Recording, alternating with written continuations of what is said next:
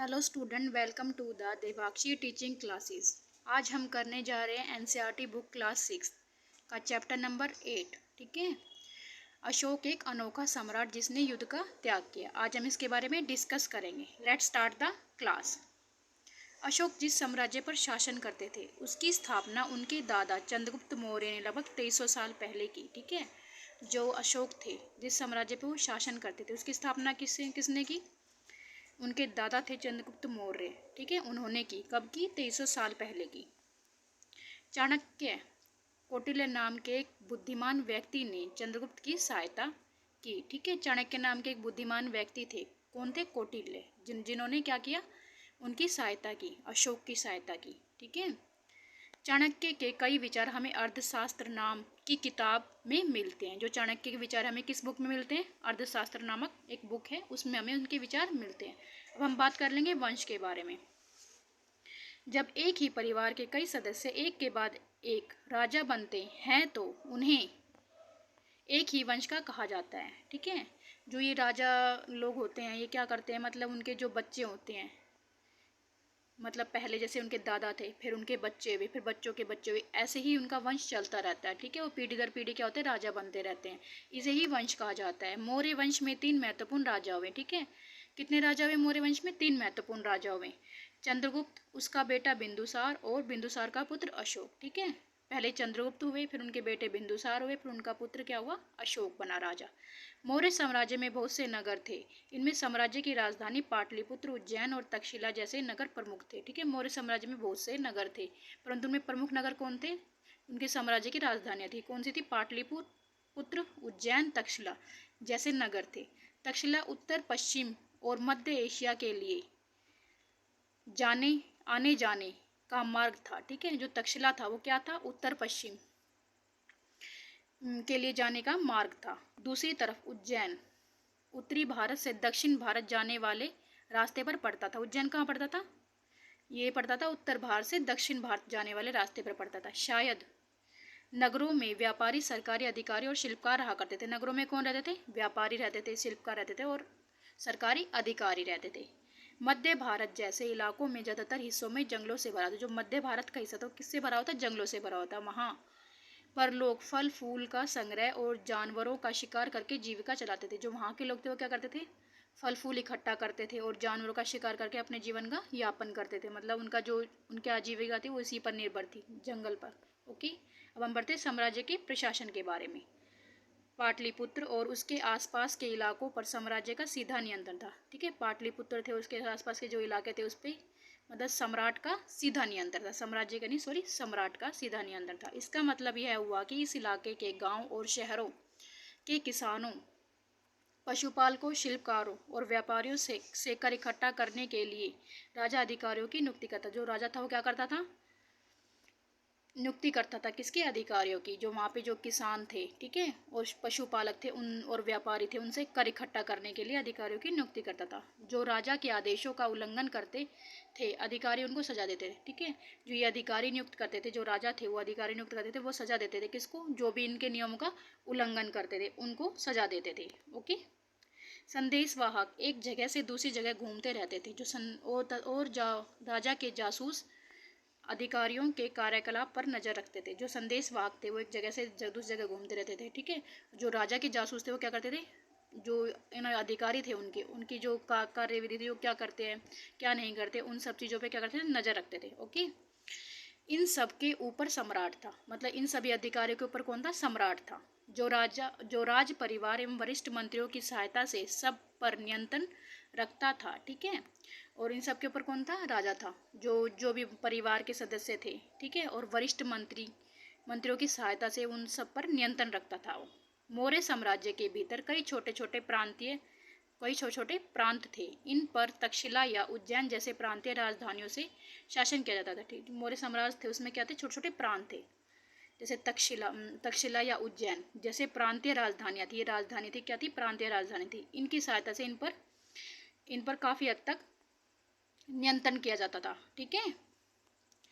और अक्सर राजकुमारों को वहाँ का राज्यपाल, गवर्नर बनाकर भेजा जाता था, ठीक है। और इन्हीं जो पाटलिपुत्र उज्जैन को यहाँ का गवर्नर बनाकर भेजा जाता था कि नहीं, राज्यपाल जो उनके राजकुमार थे उनको राज्यपाल, राज्यपाल का मीनिंग क्या होता है, गवर्नर, उनको बनाकर भेजा जाता था इन प्रदेशों में, ठीक है। प्रादेशिक केंद्रों के बीच विस्तृत क्षेत्र थे। इनके इलाकों में मौर्य शासक सिर्फ मार्ग और नदियों पर नियंत्रण रखने की कोशिश करते थे, ठीक है। प्रादेशिक केंद्र मतलब विस्तृत थे, मतलब ये बहुत ही बड़े थे। इन इलाकों पर जो ये मौर्य शासक थे सिर्फ इनके मार्ग और नदियों पर नियंत्रण रखते थे, कोशिश करते थे रखने की, जो कि आवागमन के लिए महत्वपूर्ण थे, ठीक है, या आने जाने वाले मार्ग में से थे।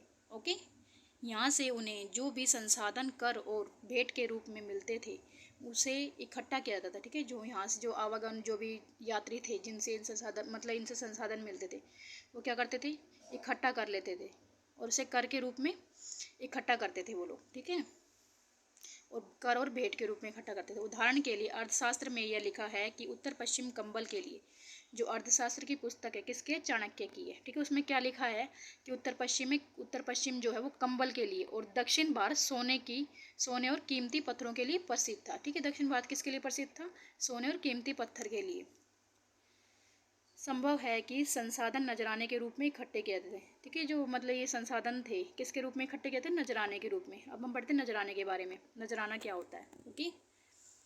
जहाँ कर नियमित ढंग से इकट्ठे किए जाते थे वहीं नजराना अनियमित रूप से जब भी संभव हो इकट्ठा किया जाता था, ठीक है। जो कर होता है नियमित रूप से इकट्ठा किया जाता था, जैसे जो भी पशुपालक थे, जो भी किसान थे, उनसे कर लिया जाता था और इकट्ठा किया जाता था, नियमित होता था उनका, ठीक है, कि भाई इस टाइम तक ये दे देना है आपको, इतना देना है, ठीक है। जो भी राजा के अधिकारी नियुक्त होता है वो लेते थे उनसे कर।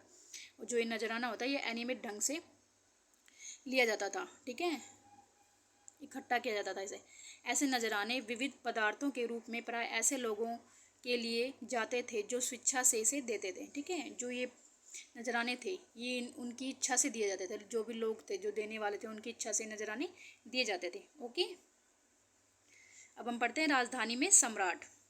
मैगसनीज चंद्रगुप्त के दरबार में पश्चिमी एशिया के यूनानी राजदूत सेल्यूकस निकेटर का राजदूत था। जो मैगसनीज था कौन था, चंद्रगुप्त के दरबार में आए थे ये मैगसनीज, और ये पश्चिमी एशिया के यूनानी राजा सेल्यूकस के राजदूत थे, ठीक है।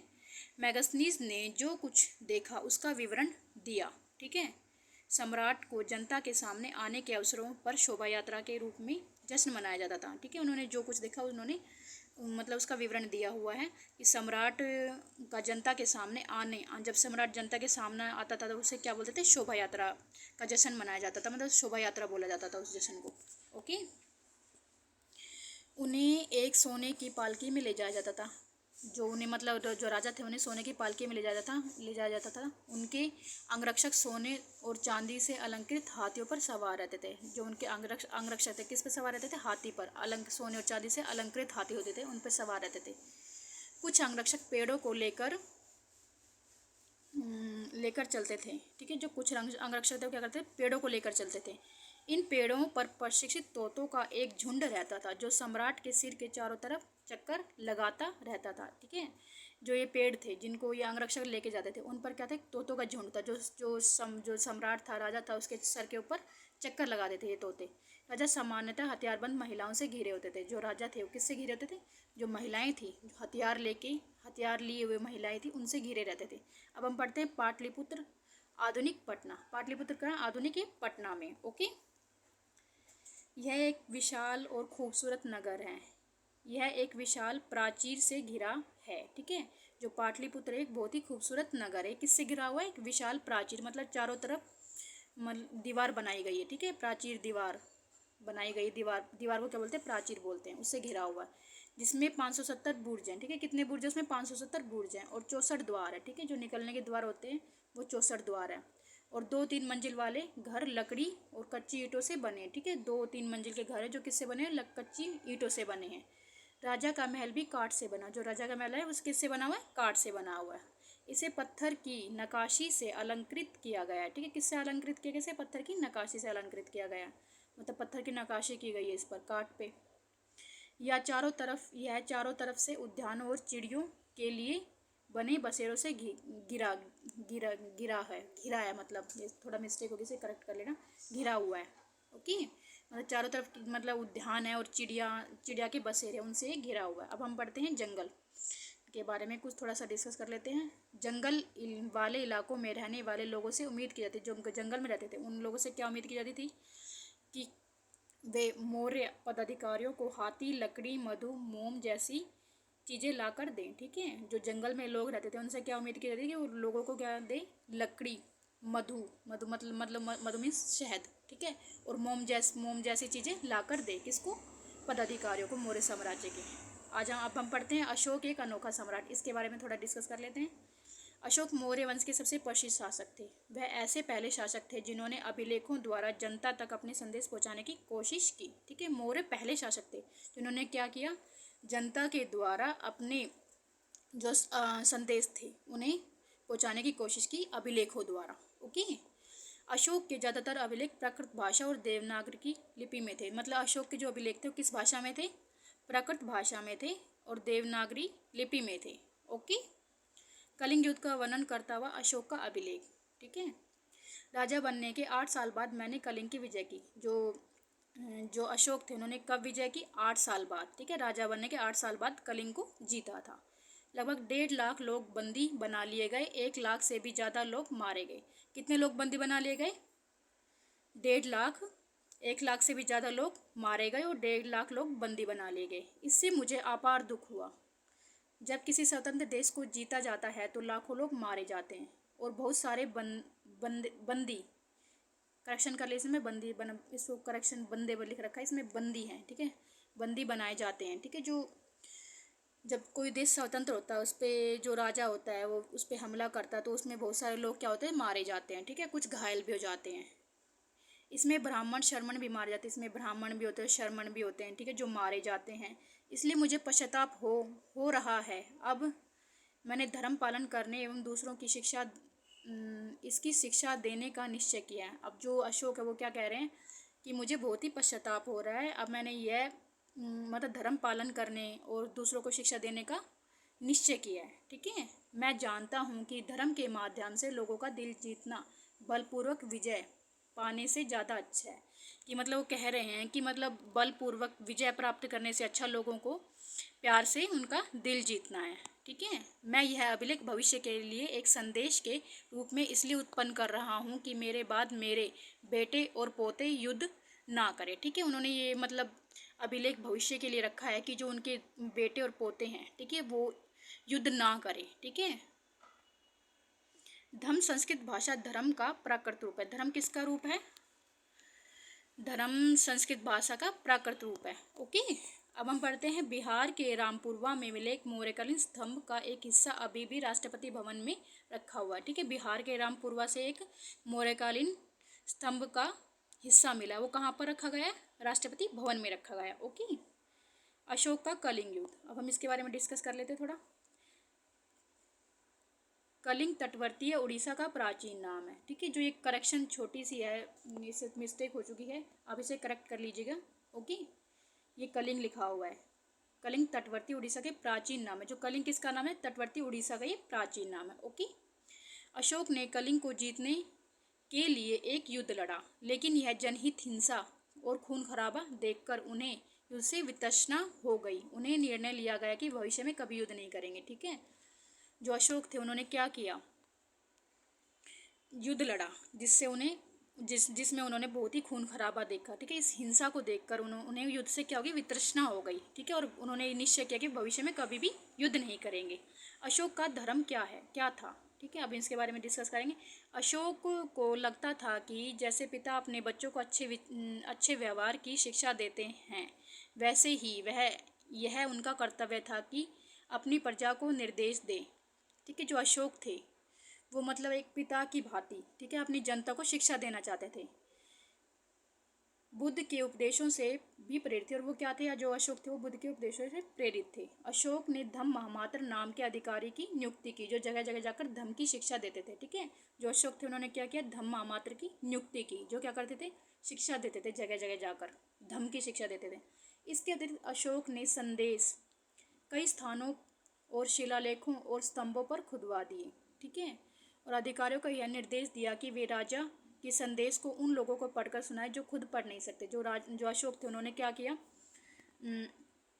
अपने मतलब जो उनके वो थे शिलालेख थे, उन्हें क्या किया, स्तंभों पर खुदवा दिया, पत्थरों और स्तंभों पर खुदवा दिया, ताकि जो उनके अधिकारी हैं वो पढ़कर सुना सकें किनको, जिनको ये अभिलेख पढ़ने नहीं आते हैं। ओके।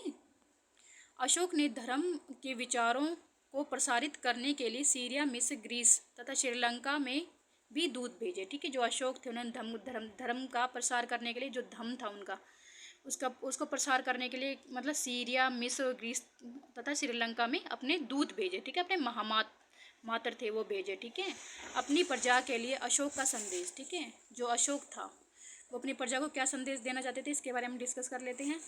अपने धर्म की प्रशंसा या दूसरे धर्म की निंदा करना, दोनों ही बातें गलत हैं। हर किसी को दूसरे धर्म का आदर करना चाहिए। यदि कोई अपने धर्म की बड़ाई और दूसरों की धर्म की बुराई करता है तो वह वास्तव में अपने धर्म को ज़्यादा नुकसान पहुंचा रहा है। अगर कोई भी ऐसा करता है, ठीक है, जो अपने धर्म मतलब अपने धर्म की बड़ाई करती है, दूसरे धर्म की निंदा करता है, तो मतलब वो क्या कर रहा है, अपने ही धर्म को नुकसान पहुंचा रहा है।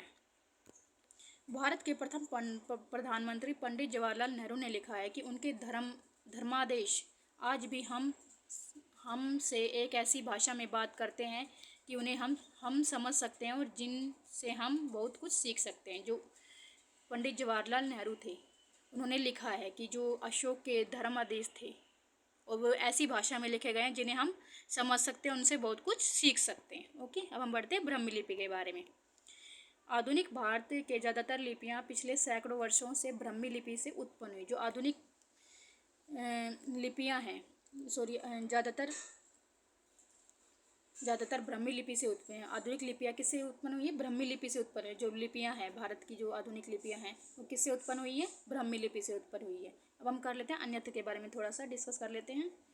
लगभग 2400 वर्ष पहले चीन के सम्राटों ने चीन की दीवार का निर्माण शुरू किया। जो चीन की दीवार थी वो उसका निर्माण किसने किया, चीन के सम्राटों ने किया। कब किया, 2400 वर्ष पहले किया। ओके, शुरू किया।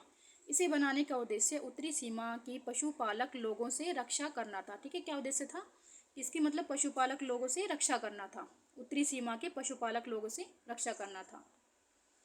अगले 2000 वर्षों तक इस दीवार का निर्माण कार्य चलता रहा। कब तक चलता रहा इसका निर्माण कार्य, 2000 वर्षों तक इसका निर्माण कार्य चलता रहा। ओके, यह दीवार लगभग 6400 किलोमीटर लंबी तथा पत्थर और ईंटों से बनी है। ठीक है, किससे बनी है ये, 6400 किलोमीटर तो ये लंबी है और पत्थर और ईंटों से बनी हुई है। 100 से 200 मीटर की दूरी पर इस पर निगरानी के लिए बुर्ज बने हुए। ठीक है, और मतलब इसे 100 से 200 मीटर की दूरी पर क्या हुए, बुर्ज बने हुए, जिससे इस दीवार पर मतलब जिससे इसके आसपास के इलाके पर क्या कहते हैं, निगरानी रखी जाती है। आज का ये चैप्टर यहीं पे ख़त्म होता है। अगर आपको ये क्लास अच्छी लगती है तो मेरे चैनल को लाइक कीजिए, सब्सक्राइब कीजिए एंड शेयर कीजिए। Thank you so much.